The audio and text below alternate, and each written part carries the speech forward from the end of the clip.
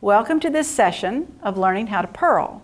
Now, if you watched me in the learning how to knit, we've already learned how to cast on and also that slip stitch. So today I've cast on my 12 stitches and I'm ready to purl. And when I get done teaching you how to purl, I want you to learn how we're going to interact that purl stitch with the knit stitch and what it can actually do when you put the two together. All right, we're going to purl now. So I've loaded this needle with my 12 stitches. I'm going to run the tail through the back and put it in my hand. And with the empty needle, we're going to insert it into the front of the needle that's loaded, in the front of that stitch. A little grip on it right there. The yarn is in front, and we're going to wrap it around left to right, pull it through, scoot it up just a tad, and pull it off. So we're going to go into front of the stitch, looping it around, pulling it through, putting it up, push off.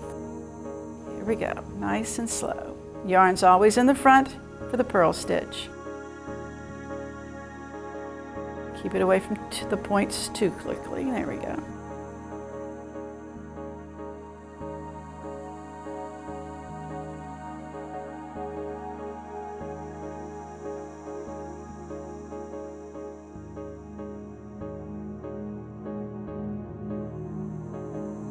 This is pretty much it.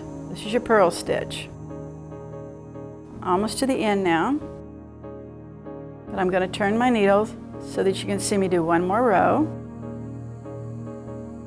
Always watch the last two stitches. They love to jump off.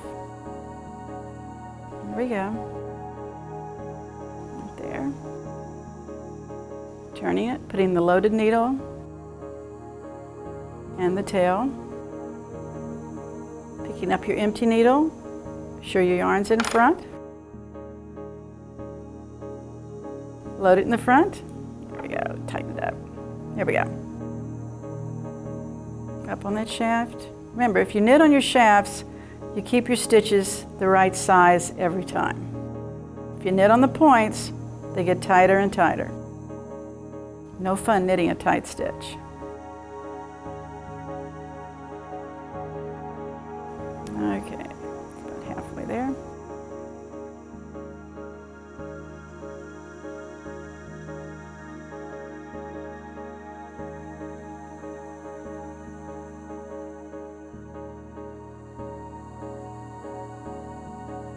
One more.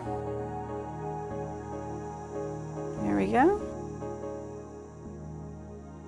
There we go, purl stitches. This is what they look like. Kind of like the knit stitches, don't they, when you knit every row? But they're not. I'm going to show you how that works when it interacts with the knit stitch. Okay, let me show you a sample I've made that demonstrates how the purl stitch interacts with the knit stitch. When you knit every row, it looks like this right here. That's the garter stitch.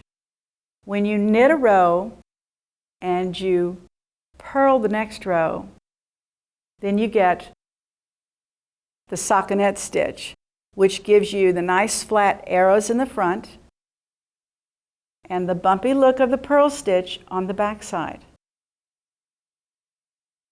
Now I've got another sample I want to show you. This one is something I'm sure you're familiar with seeing. You'll find it on the cuff of your sweater, in the bottom of your sweater perhaps, and a scarf. So here's something you might want to try.